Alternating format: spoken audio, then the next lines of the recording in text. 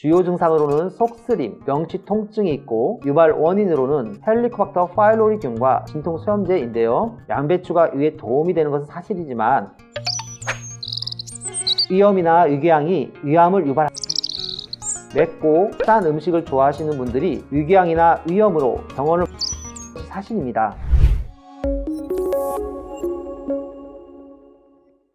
안녕하세요. 대장내병원 소아센터 정영철 과장입니다. 우리나라 음식하면 가장 먼저 떠오르는 것이 무엇인가요? 많은 분들이 김치나 김치찌개를 많이 떠올리실 것 같고 비빔밥이나 불고기도 떠올리시겠죠? 하지만 김치에 고춧가루, 비빔밥에 고추장과 같이 매콤한 음식, 불고기와 같이 짠 음식은 위산 분비를 촉진시켜 위 건강을 해칠 수가 있어 주의해야 합니다. 오늘은 우리나라 사람들에게 많이 발견되는 위궤양에 대해서 알아보도록 하겠습니다.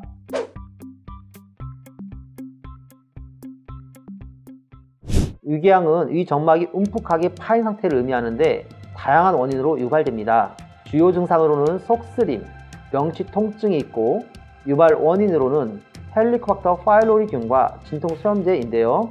그 외에도 크론병이나 림프종 같은 종양을 유발할 수 있는 전신질환이 원인이 될 수 있습니다. 이 중 가장 대표적인 원인은 헬리코박터 파일로리균이라 할 수 있는데요.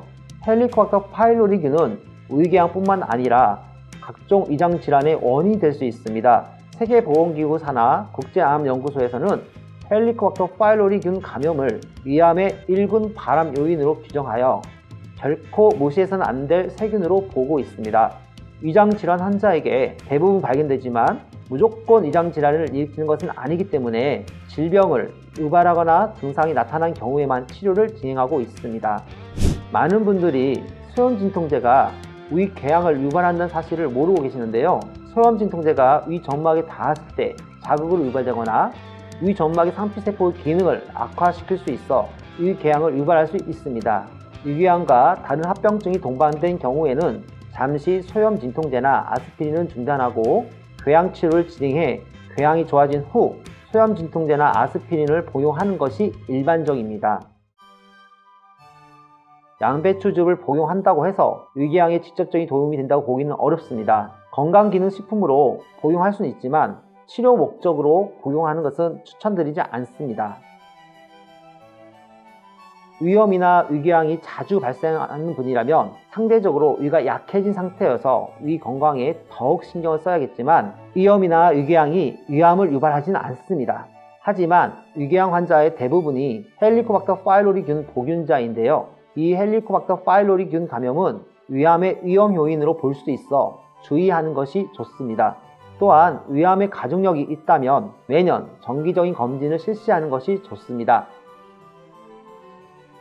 맵고 짠 음식을 좋아하시는 분들이 위궤양이나 위염으로 병원을 많이 찾으신 것이 사실입니다. 하지만 이는 통증을 유발하기 때문에 병원을 찾는 경우인데요. 매운 음식이 직접적인 원인이 되진 않지만 위궤양이 있는 경우에는 속쓰림과 같은 통증을 유발하기 때문에 피하는 것이 좋습니다.